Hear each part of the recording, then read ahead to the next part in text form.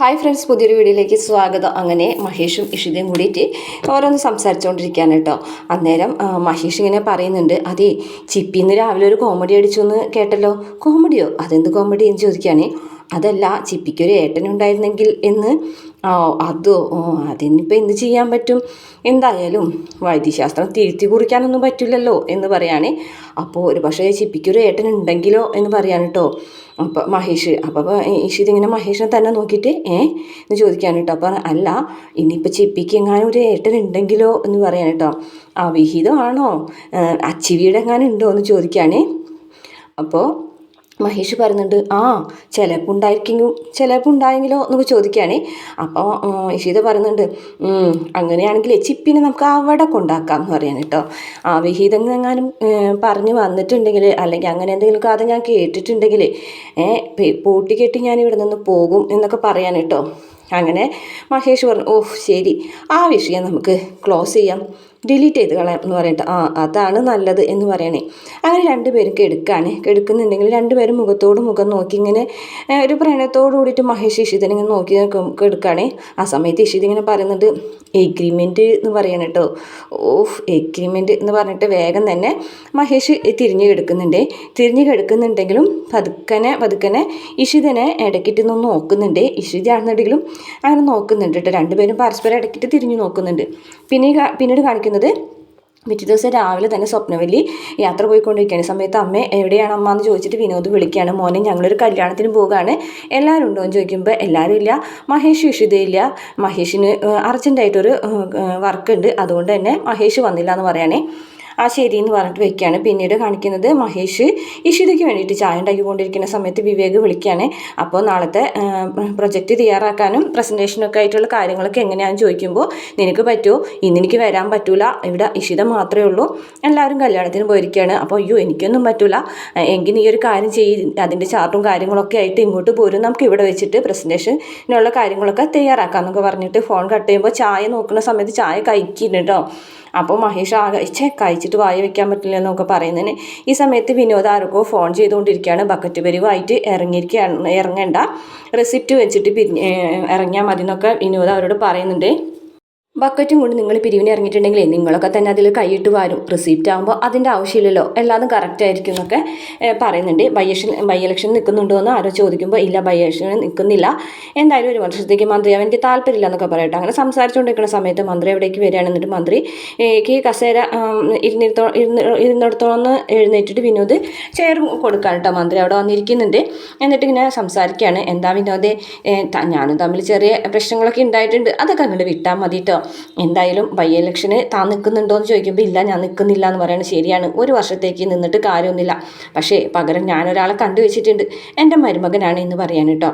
അതിനുശേഷം പറയുന്നുണ്ട്, അതെ, എൻ്റെ മോൾ എപ്പോഴും വിനോദിനെ കുറിച്ച് ചോദിക്കാറുണ്ട്, എന്തായാലും ഇന്ന് നമുക്ക് അവിടേക്ക് പോകാം. എൻ്റെ മോള് പറഞ്ഞിട്ടുണ്ട് ഇന്ന് വിനോദില്ലാതെ അവിടേക്ക് വരാൻ പാടില്ല എന്ന് പറഞ്ഞിട്ടുണ്ട് എന്ന് പറയട്ടോ. അപ്പോൾ വിനോദ് അയ്യോ സാറ് ഇന്നോ എന്ന് ചോദിക്കണം. അതെ, ഇന്ന് തന്നെ വാ, നമുക്ക് പോകാം, ഇന്ന് അവളുടെ ബർത്ത്ഡേയും കൂടിയാണ്. അപ്പോൾ വിനോദും കൂടെ ചെല്ലുമ്പോൾ അവൾക്ക് നല്ല സന്തോഷമാകും. എന്തായാലും ഇന്ന് വിനോദില്ലാതെ അവിടേക്ക് കയറി ചെല്ലാനായിട്ട് എനിക്ക് പറ്റില്ല എന്ന് പറഞ്ഞിട്ട് വിനോദിനെയും കൊണ്ട് മന്ത്രി പോകാണ് കേട്ടോ. അങ്ങനെ ആ ഒരു ഭാഗം കഴിഞ്ഞതിന് ശേഷം പിന്നീട് കാണിക്കുന്നത് മഹേഷിനെയാണ്. മഹേഷാണെന്നുണ്ടെങ്കിൽ ഇഷിതയ്ക്ക് ചായയും കൊണ്ടുവരാണ് കേട്ടോ. ചായയും കൊണ്ടുവരുമ്പോൾ ഇഷിത ഉറങ്ങാണ്. പക്ഷേ ഇഷിതാനെ വിളിച്ച് എഴുന്നേൽപ്പിക്കുകയാണ്. ഹലോ, എഴുന്നേൽക്കുന്നില്ലേ എന്ന് ചോദിക്കുകയാണ് കേട്ടോ. ടൈം എത്രയായും ചോദിക്കും കേട്ടോ. അപ്പോൾ ടൈം 9 മണി കഴിഞ്ഞു എന്ന് പറയട്ടെ. ഇന്നെന്താ വേറെ ഡ്യൂട്ടികളൊന്നും ഇല്ല, അംഗനവാടിയോ അങ്ങനെയുള്ള കാര്യങ്ങളൊന്നും ഇല്ലയെന്ന് ചോദിക്കുകയാണ്.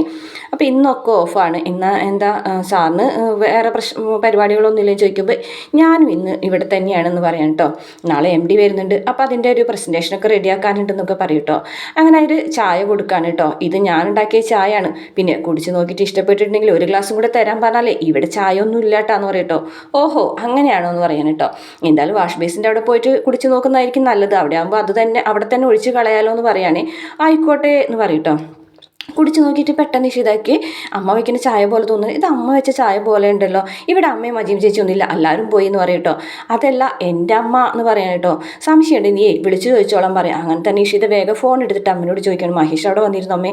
ഇല്ല എന്ന് പറയാൻ കേട്ടോ. ചായ എങ്ങാനും ഇവിടെ കൊണ്ടുവന്ന് കൊടുത്തോ എന്ന് ചോദിക്കുമ്പോൾ അതും ഇല്ല എന്ന് പറയും കേട്ടോ.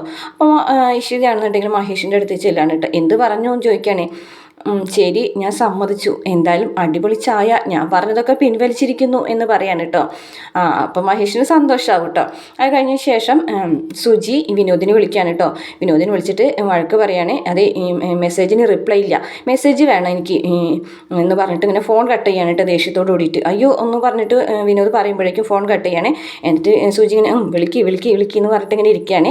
അങ്ങനെ വിനോദ് വീണ്ടും തിരിച്ച് വിളിക്കുകയാണ് കേട്ടോ. അതെ, ഞാൻ തിരക്കിലാണ്, ഭയങ്കര തിരക്കാണ്, എൻ്റെ തിരക്ക് കെട്ടാൻ പോകുന്ന പെണ്ണും കൂടെ അറിഞ്ഞിരിക്കണ്ടേ എന്നൊക്കെ ചോദിക്കാൻ കേട്ടോ. ഓഹോ, എന്തേ പറഞ്ഞത് എന്ന് ചോദിക്കുകയാണ്. അല്ല, കെട്ടാൻ പോകുന്ന പെണ്ണ് അറിഞ്ഞിരിക്കേണ്ടതെന്നാണ്.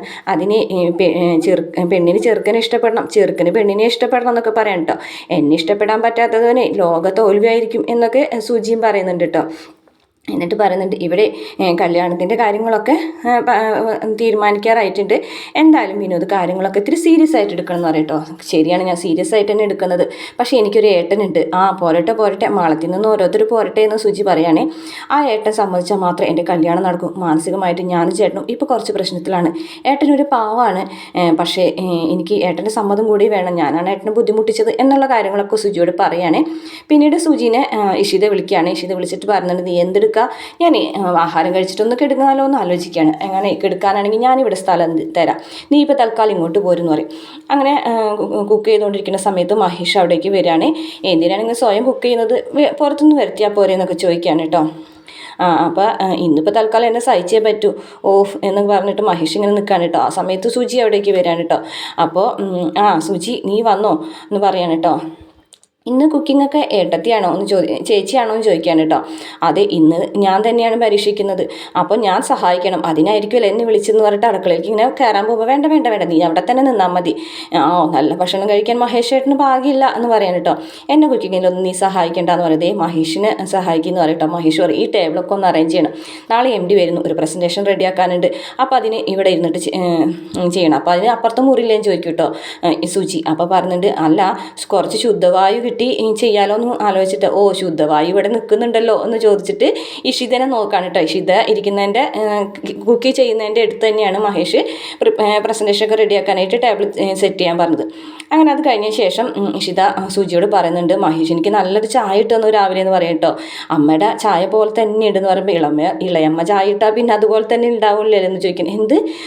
മഹേഷ് ഏട്ടൻ ഇന്ന് രാവിലെ ചായക്ക് വേണ്ടി വന്നിട്ടുണ്ടായിരുന്നു അവിടെ എന്ന് പറയും കേട്ടോ.